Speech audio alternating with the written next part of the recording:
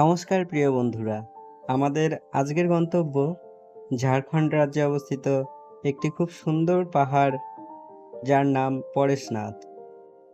এই পরেশনাথ পাহাড় ভ্রমণের উদ্দেশ্যে আমরা হাওড়া স্টেশন থেকে রাত 11:40 মুম্বাই মেল ধরে ঠিক ভোর 4:30 পৌঁছে গেলাম পরেশনাথ স্টেশনে।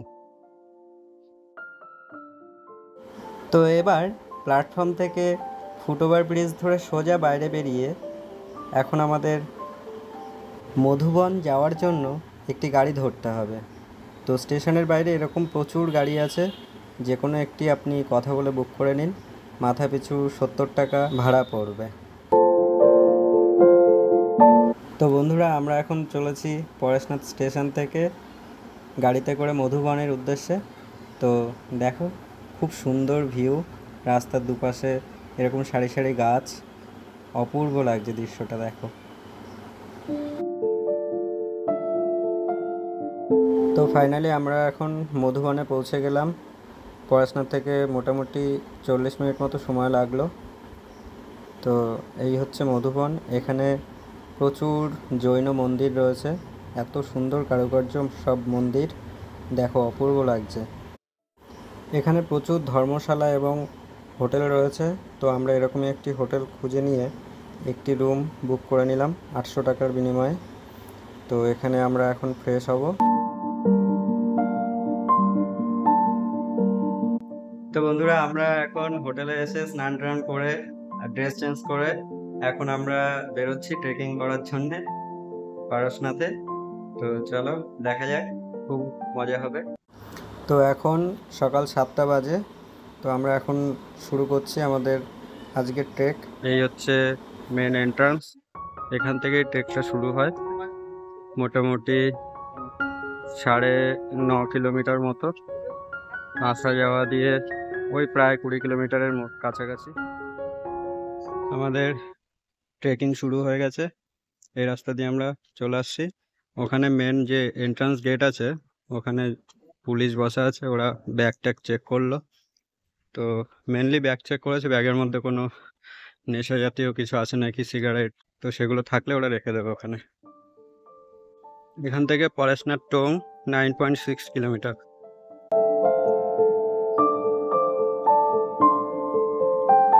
ওয়েদার কিন্তু আজকে খুব সুন্দর আছে, কষ্ট হওয়ার কথা না। অন্য সময় রোদ থাকে খুব, তো আজকে সেই জিনিসটা নেই।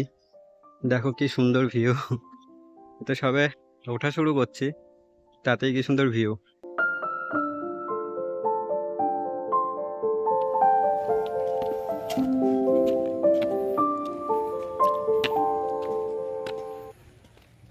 দেখো বন্ধুরা, একদম নিরিবিলি নিস্তব্ধ পরিবেশ, কোনো ভিড়, কোনো গ্যাঞ্জাম গন্ডগোল কোনো কিছু নেই।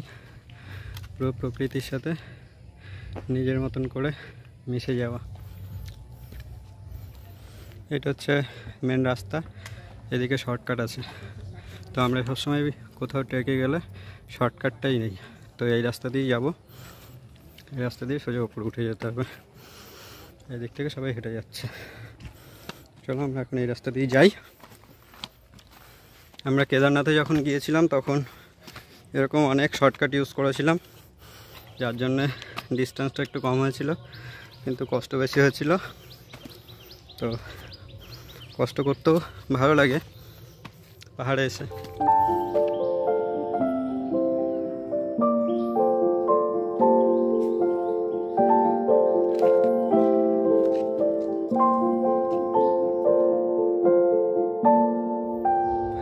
বন্ধুরা দেখো, ওই যে নিচে দেখা যাচ্ছে বাড়িঘর, আমরা ওই রাস্তা দিয়ে উঠে এলাম।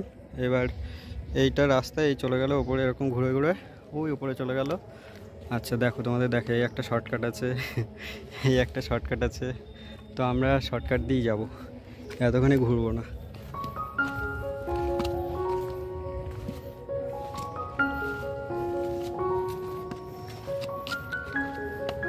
শর্টকাটের রাস্তাগুলো একটু কষ্ট হয়, কিন্তু একটু সাবধানভাবে গেলে পরে অনেকটা শর্ট হবে।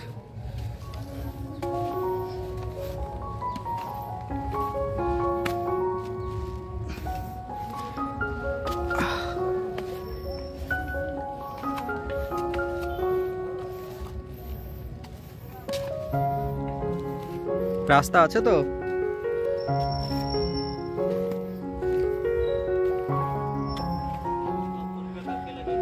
नहीं भैया, पैदल चलने के लिए आया हूँ।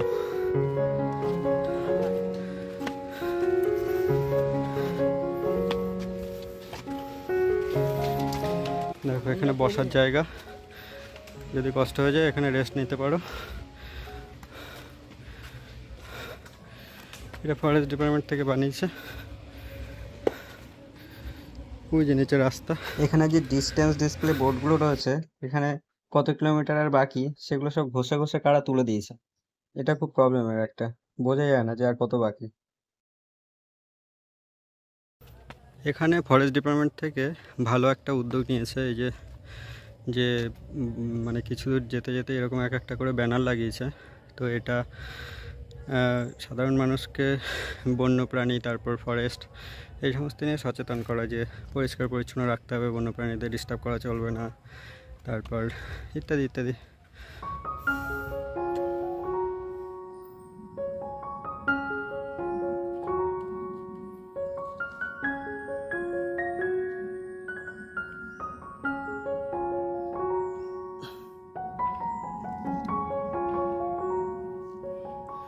বন্ধুরা, এখান থেকে উঠতে উঠতে এখানে এসে একটা মন্দির দেখতে পেলাম। তো এটা এখনো পর্যন্ত জানি না কিসের মন্দির, জৈন মন্দির অবশ্যই, সামনে গেলে দেখতে পাবো। ও, এখানে লেখা আছে কলিকুণ্ড ধাম। চলো দেখি আগে গিয়ে।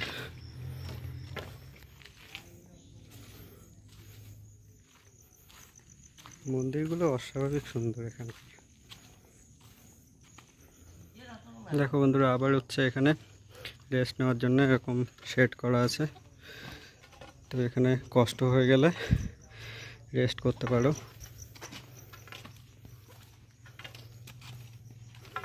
বর্ষাকালে যে কোনো পাহাড়ের সৌন্দর্য একটু বেড়েই যায়। এই যে চারিদিকে দেখো শুধু সবুজ আর সবুজ, খুবই সুন্দর লাগছে। আজকে ওয়েদার খুব ভালো, বৃষ্টি নেই বলে আমরা এই শর্টকাটগুলো ব্যবহার করতে পারছি, নাহলে এখান থেকে ওঠা যেত না, খুব স্লিপারি হতো। এই দেখো রাস্তা, আর আমরা শর্টকাট ধরে ধরে যতটা শর্টে করা যায় করছি। এই জায়গাটা দেখো কতটা খাড়াই।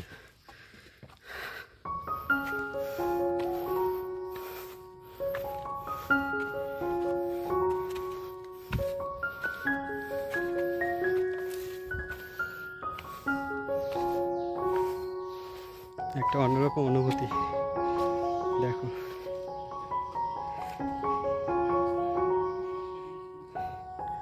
এই জায়গাটার সৌন্দর্যই অপূর্ব।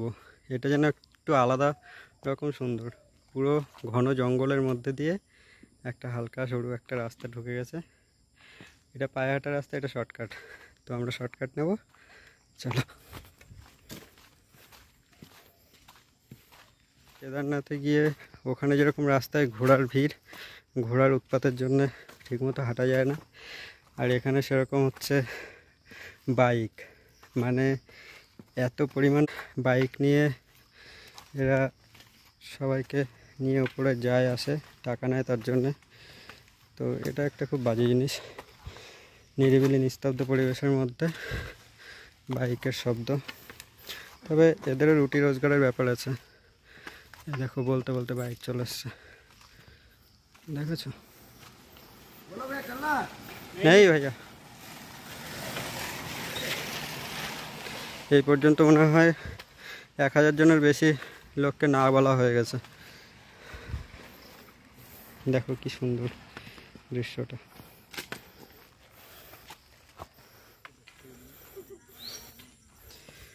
তো আমাদের এতক্ষণে মনে হচ্ছে আমরা 10 কিলোমিটার উঠে এসেছি, কিন্তু এখানে এসে এইখানে দেখে সাইনবোর্ডটা দেখে আমাদের ভুলটা ভাঙলো। এখান থেকে পরেশনাথ মন্দির আরও 7.65 কিলোমিটার।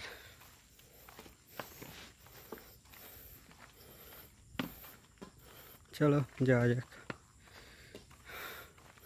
এখানে রাস্তাটা একটু সমতল, কিন্তু এতক্ষণ উঠে আসলাম আমরা পুরোটাই খাড়াই।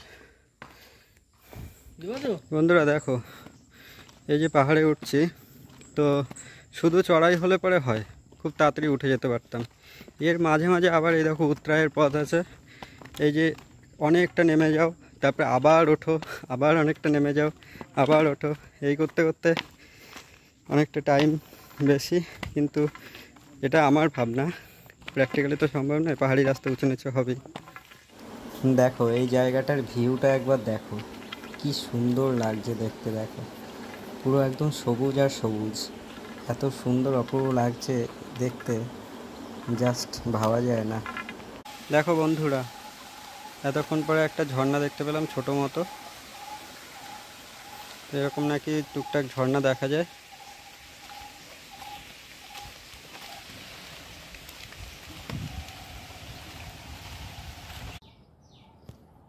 দেখো বন্ধুরা ভিউটা দেখো একবার, ওপরে মেঘ রয়েছে, মেঘের জন্য দেখাতে পাচ্ছি না। দেখো একদম টপে, ওই ওপরে আমরা উঠবো, এখনো 6 কিলোমিটার বাকি।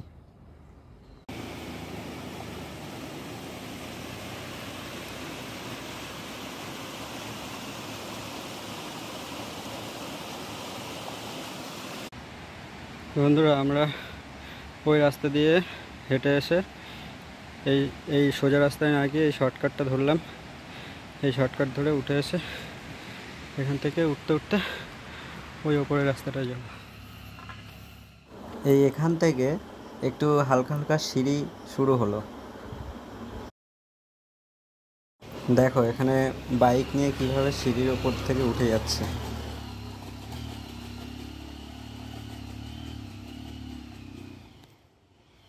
তো এখান থেকেই বাদিকের রাস্তাটা একটা মন্দিরের দিকে চলে গেল, আর ডান দিকেরটা উপরে উঠে গেল, ওইটা দিয়ে পরেশনাথ যাওয়া যায়। তো বন্ধুরা আমরা প্রায় চলে এসেছি, প্রায় বলা ভুল, এখনও বাকি আছে 3 কিলোমিটার মতো বাকি আছে। তো যেরকমভাবেই যাচ্ছি, এই রাস্তা ধরে আমরা যাচ্ছি না, বেশিরভাগটা এইরকম শর্টকাট ইউজ করছি। দেখো এটা হচ্ছে শর্টকাট রাস্তা। আমরা সকাল 7টা 10-এর সময় স্টার্ট করেছিলাম হাঁটা, তো এখন হচ্ছে 11টা বাজে। তো এখনও 1 ঘন্টা 1.5 ঘন্টা লাগবে আশা করা যাচ্ছে। তো চলো, প্রচণ্ড কষ্ট হচ্ছে।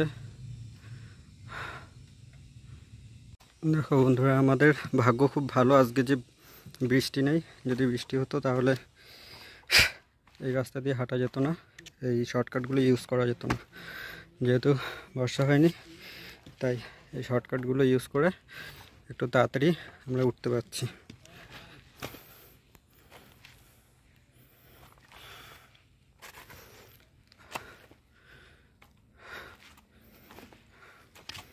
তো বন্ধুরা আর 2 কিলোমিটার বাকি আছে। ওয়েদার এখনও ঠিকঠাকই আছে, বৃষ্টি হয়নি। আমরা হাঁটছি তো হাঁটছি, দেখা যাক আর কতক্ষণ লাগে।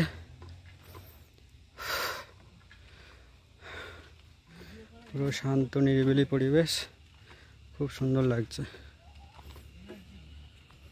বন্ধুরা দেখো এই প্রথম দেখতে পেলাম একদম পাহাড়ের চূড়ায়, দেখতে পাচ্ছ, এই হলো পরেশনাথ মন্দির। এই রাস্তা ধরে এখন যাব, ঘুরে ঘুরে ঘুরে ঘুরে গিয়ে একদম এই চূড়ায় উঠব। তো আমরা অনেকটা উপরে উঠে এসেছি। তো এখানে দেখো হালকা হালকা মেঘ আসা শুরু হয়েছে, তো জানি না কি হবে।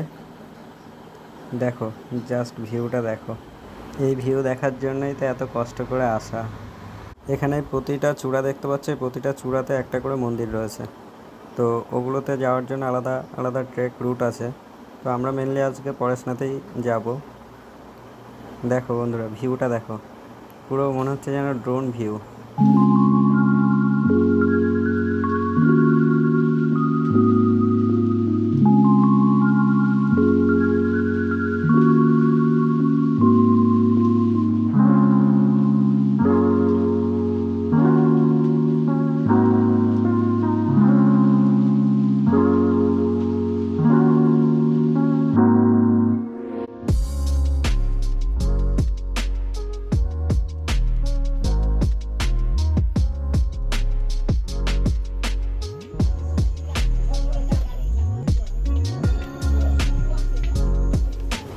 তো ফাইনালি আমরা দেখো মন্দিরের প্রায় কাছে চলে এসেছি, আর একটুখানি আছে। দেখো তোমাদের এখান থেকে 360 ডিগ্রি ভিউ দেখাচ্ছি। দেখো এই হলো মন্দির।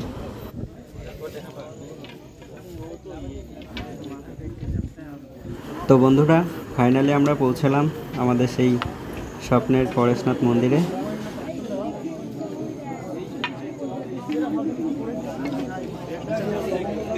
দেখো ভেতরে পুজো চলছে। মন্দির থেকে একটু নামলেই এরকম প্রচুর দোকান পেয়ে যাবে, এখান থেকে টুকিটাকি কিছু খেয়ে নিতে পারো। তো বন্ধুরা এবার আমাদের ফিরে যাওয়ার পালা।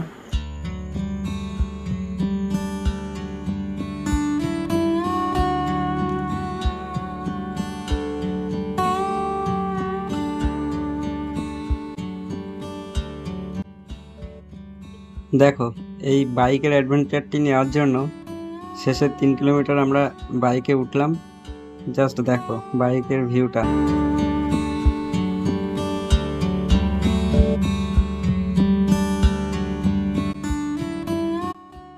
তো বন্ধুরা আমাদের এবারের পরেশনাথ ভ্রমণ এখানেই শেষ হলো। তো ভিডিওটি ভালো লাগলে চ্যানেলটি সাবস্ক্রাইব করবেন, আর সবাই ভালো থাকবেন। আপনারা অবশ্যই আসুন, ঘুরে যান, ভালো লাগবে। ধন্যবাদ।